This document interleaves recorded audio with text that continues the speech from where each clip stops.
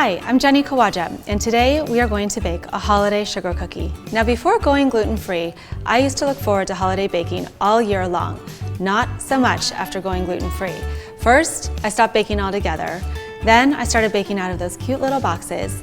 But now I'm back to baking from scratch, and I'm so excited to share this cookie recipe with you.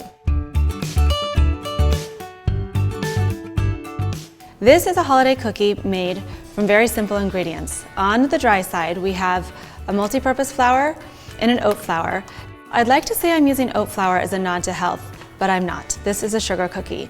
The oat flour is a very high protein flour, and that helps give wonderful structure to this cookie. And on the fat side, I'm using a cream cheese and butter combination. Make sure to use a high quality butter and a full fat cream cheese. To bring this dough together, I use a food processor. All ingredients are at room temperature. And I'm using the food processor because I'm trying to create a non-puffy cookie. And if I cream the butter and sugar, it's gonna put some air in there, and I don't want that. To start, I'm gonna put all of the dry ingredients into the food processor, and I'm gonna run the food processor for about 30 seconds. Then I'm gonna add the butter and the cream cheese.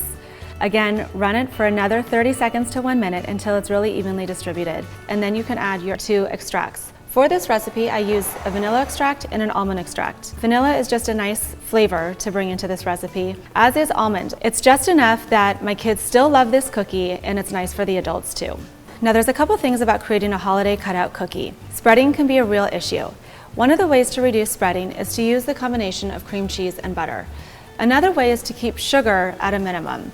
If you have a high fat dough, you're more likely to spread, and so adding in the cream cheese really helps to reduce the fat and keep the spreading to a minimum. And then there's the oat flour, which is a really high protein flour, and that adds a little extra structure without compromising the texture of the cookie or the tenderness of the cookie.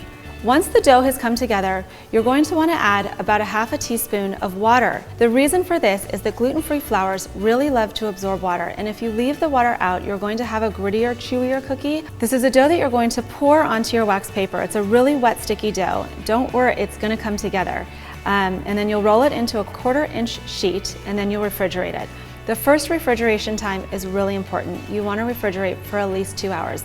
After the first refrigeration time, you can pull it and get ready to cut your cookies.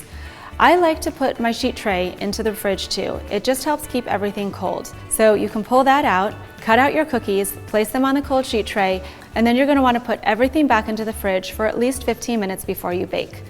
To bake these cookies, I set the temperature at 375 regular bake or 350 convection bake. You're going to bake for about 8 minutes, just until the edges start to get a little golden brown, and then you're done. So here are your holiday cutout cookies, gluten-free, made with a combination of oat and all-purpose flour, as well as cream cheese and butter. These cookies have nice, neat edges. They're not totally sweet, so if you wanted to add a little frosting, if that's your thing, these are great cookies to do that. Happy holidays.